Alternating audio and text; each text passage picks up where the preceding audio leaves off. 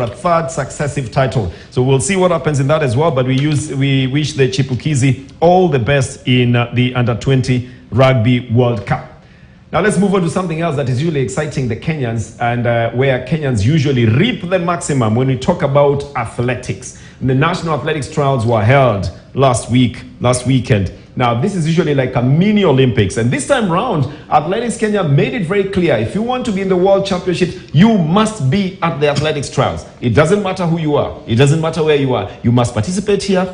You must go into camp immediately. You must bring your passport and all your travel documents. They laid down the rules, didn't they? Yeah, Captain? Absolutely. You know, if you look at in the past, somebody who has got a wild card can choose, not to compete. Yes. I like the fact that, Athletics Kenya stood their ground. Now, let's demystify the wild card. The wild card is given to who? Yeah, the wild card is basically for the person who won the World Championships in the past one. Yes. Not to forget about the Olympics. The defending. Yes, the defending. Yes. Always it has to be the defending champion gets a wild card, because going to the World Championships, World Athletics body invites that athlete automatically, because they are going to defend. And therefore, it gives also, the beauty of it, Bernard, is that for those countries who are able to put so many athletes, you find a situation whereby you can be able to enter 4 athletes, which it will work for the team, because when you have 4 against, let's say... So it promotes the individual athlete. Yes. But in terms of the country medals as well and the team spirit, then it dampens it a bit. Now, let's take a little example here. Faith Kipyegon is in that team. She is a world champion. Double world champion. Okay? Record holder.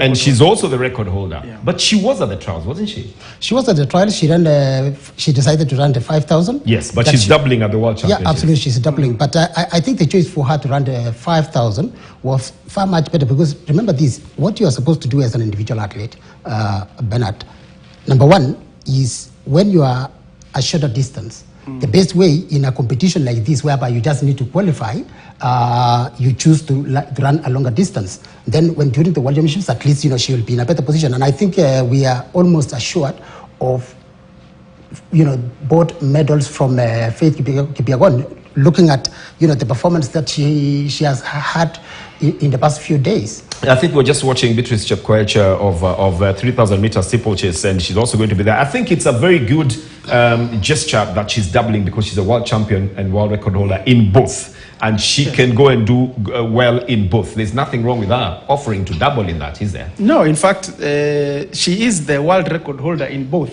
I wouldn't want her to have to choose which one to do and which one not to do.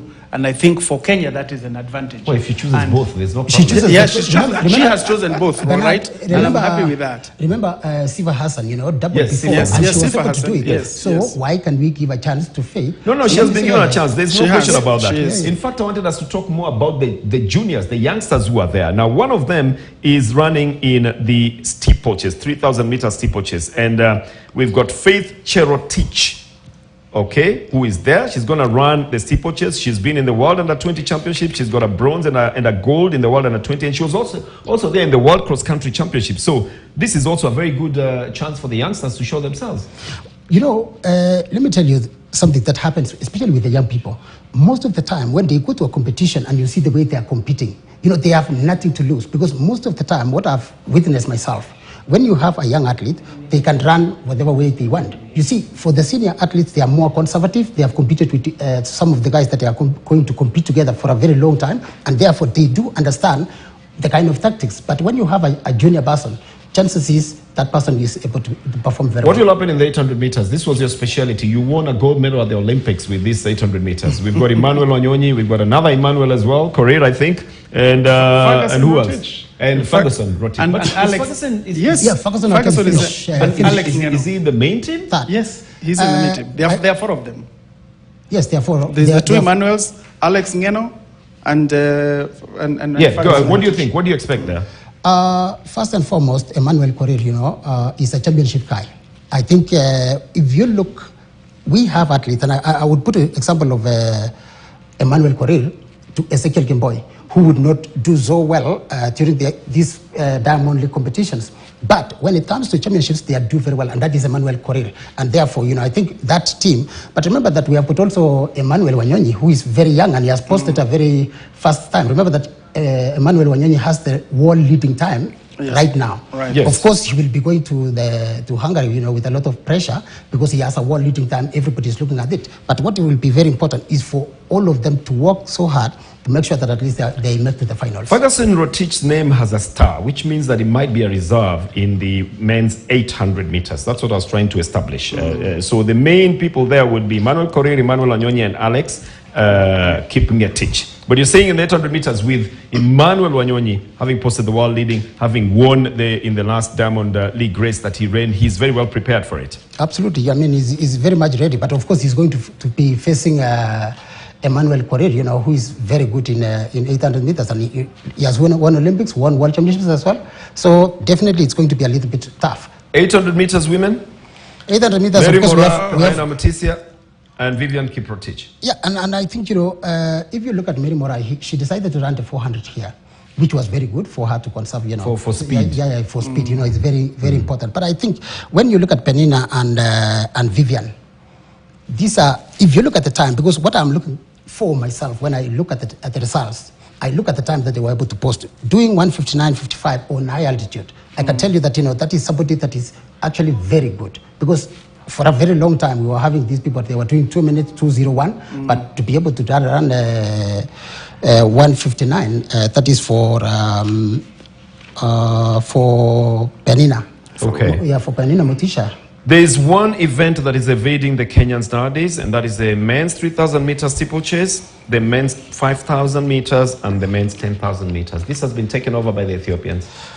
Well, and don't forget, we have the steeplechase, remember, that, has been really touching us. Of course, I've seen the time again that we have run 8:20, I think 8:20 with something, in when they were doing the trials. It's a little bit slow, when you run 8:20 something. I would have liked to see under 8:10, especially going towards the World Championships. Because otherwise, he's going to face the French guy who is very good and Moroccan. And also, don't forget that we have Ethiopians, as you have said, in the 5,000. Sofiane El-Bakali will be one of the men to beat there. Yeah, absolutely. Okay, but the thing is, those people who are in this team, they made the number 1 and 2, but with qualifying times as well. So we expect that they probably will up the game when they get there. Yes, and if, I want to talk about the 10,000 meters. That is where we have a lot of hopes.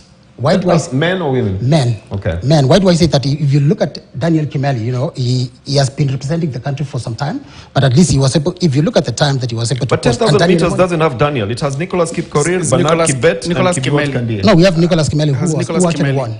I think you mean Kimeli. Yes, Kimeli. Yes, I said Kimeli. okay. I said Nicholas Kimeli, Daniel Epeño, and Bernard Kibet. Daniel Epeño, for example, is a distance runner that has been able to do half marathon sometimes, whereby he has built his energy, whereby, because if you run half marathon, then you can't run 10,000. You have put a lot of energy compared to everybody else. So I think with 10,000 this time round, we should be able to medal. Okay. Yeah. All right, then. We wish them all the